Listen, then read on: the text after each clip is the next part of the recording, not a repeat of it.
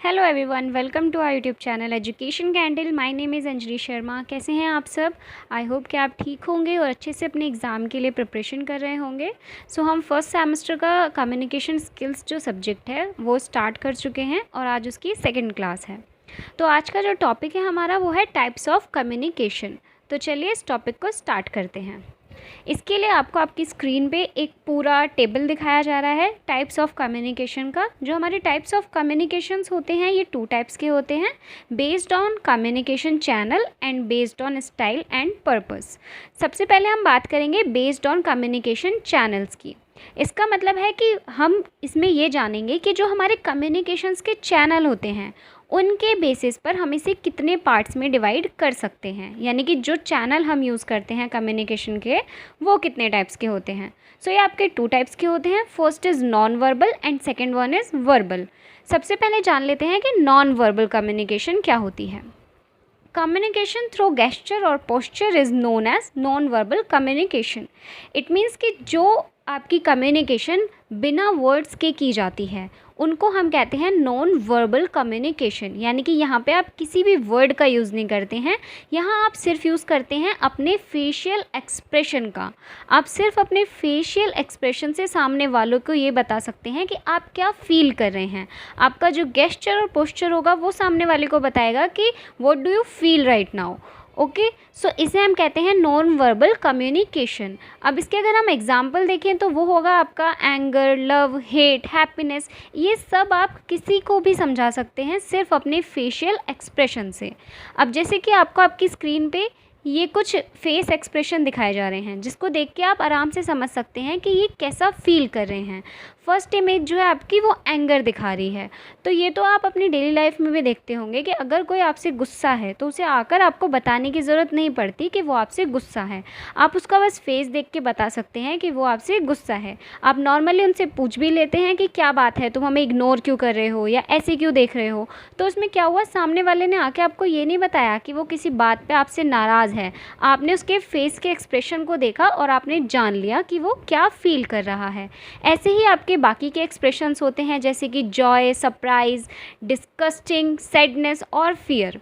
Sadness भी ऐसा expression है जो सामने वाले को हमें बताने की ज़रूरत नहीं पड़ती, हम आराम से किसी का भी फेस देख के बता सकते हैं कि वो क्या है इस वक्त सैड है। ऐसे ही हम जाके किसी से पूछ लेते हैं ना कि क्या बात है, आज बहुत उदास लग रहे हो, बहुत चुपचाप बैठे हो। तो वहाँ पे उसने क्या किया, आके आपको बताया नहीं कि वो सैड है। उसके सिर्फ जो गेस्चर और पोस्चर्स थे या फिर उसका जो फेशियल एक्सप्रेशन था उसे देख के आपने समझ लिया कि क्या है, सामने वाला सैड है। अब अगर हम इसकी बात करें कि इसको समझना इजी है या हार्ड, तो अगर हम इसे वर्बल कम्युनिकेशन से कंपेयर करेंगे तो ये उसके मुकाबले में हार्ड है। बिकॉज़ यहाँ पे हमें कोई बुक नहीं पढ़ाई जा रही है या कोई भी हमारे पास नोट्स नहीं है जो हमें ये बता सकें कि सामने वाले के एक्सप्रेशन देख के उसे कैसे समझना है। ऐसा होता है ना बहुत बार हमारे साथ कि हमारे पेरेंट्स होते हैं या हमारे सिबलिंग्स होते हैं जो हमसे ये कहते हैं कि तुम हमें समझते नहीं हो। तो वो समझने की क्या बात कर रहे हैं, वो ये चाह रहे हैं कि उनके बिना बोले आप उनका जो एक्सप्रेशन है या वो जैसा आपको फील कराना चाहते हैं आप उसको समझें। तो क्या है, बहुत बार ऐसा होता है कि हम नहीं समझ पाते किसी के फेशियल एक्सप्रेशंस को।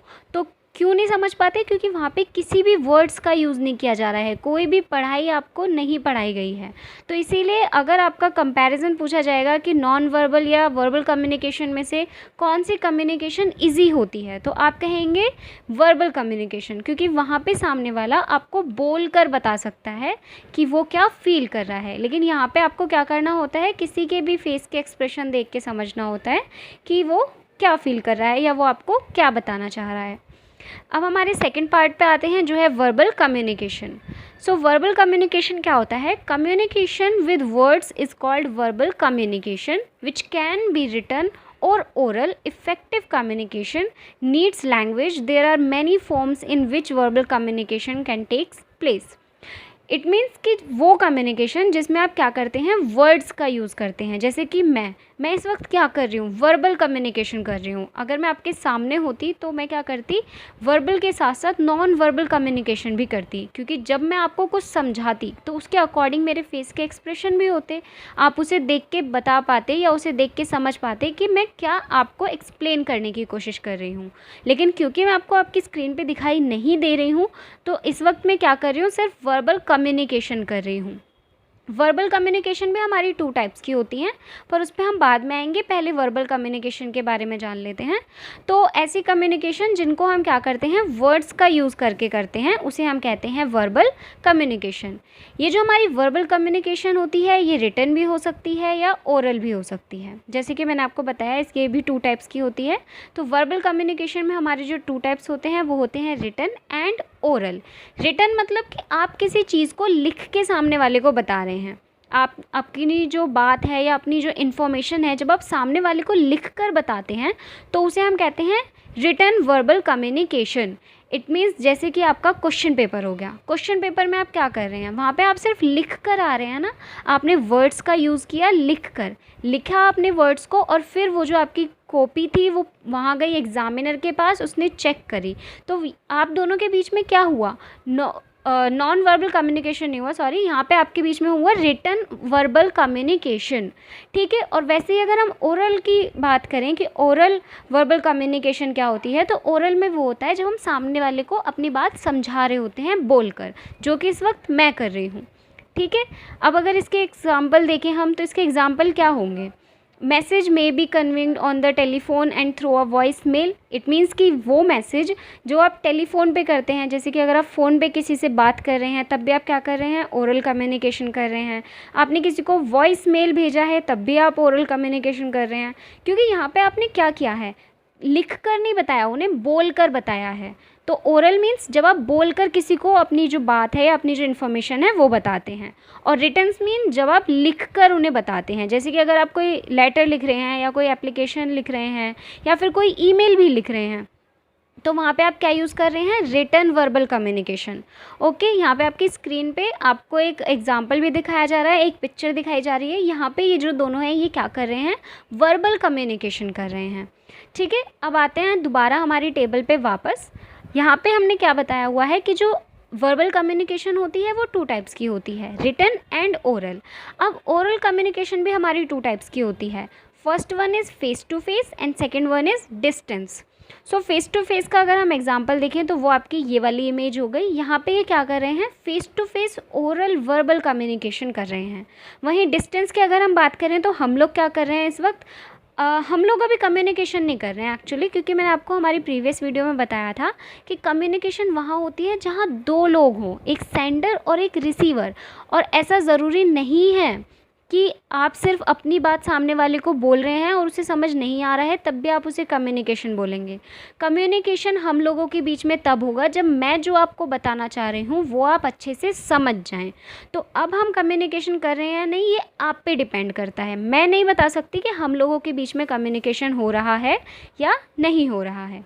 ठीक है। तो डिस्टेंस का मतलब बेसिकली यही है कि जब आप किसी से डिस्टेंस पे होते हैं, मतलब फेस टू फेस नहीं होते, किसी से कुछ डिस्टेंस पे हैं और तब आप उनसे बात कर रहे हैं, या जैसे कि फ़ोन हो गया आपका या वॉइस मैसेज हो गया, तो वहाँ पे उसे हम क्या कहते हैं, ओरल वर्बल कम्युनिकेशन कहते हैं, लेकिन डिस्टेंस पे। और फेस टू फेस वैसा हो गया जैसे आप अपने किसी कॉलेज में हैं या फिर अपने घर में भी आसपास के लोगों से बात कर रहे हैं, तो वो क्या है, face to face oral verbal communication है। सो ये हो गया हमारा बेस्ड ऑन कम्युनिकेशन चैनल्स। अब आते हैं अपने सेकंड पार्ट पे। सेकंड पार्ट जो है हमारा वो है based on style and purpose. Communication based on style and purpose, इसमें भी हमारे 2 सब टॉपिक्स आते हैं। First one is formal and second one is informal. So अब हम ये जानेंगे कि फॉर्मल एंड इनफॉर्मल जो कम्युनिकेशन होती है हमारी वो क्या होती है। सो सबसे पहले हम बात करेंगे फॉर्मल कम्युनिकेशन की।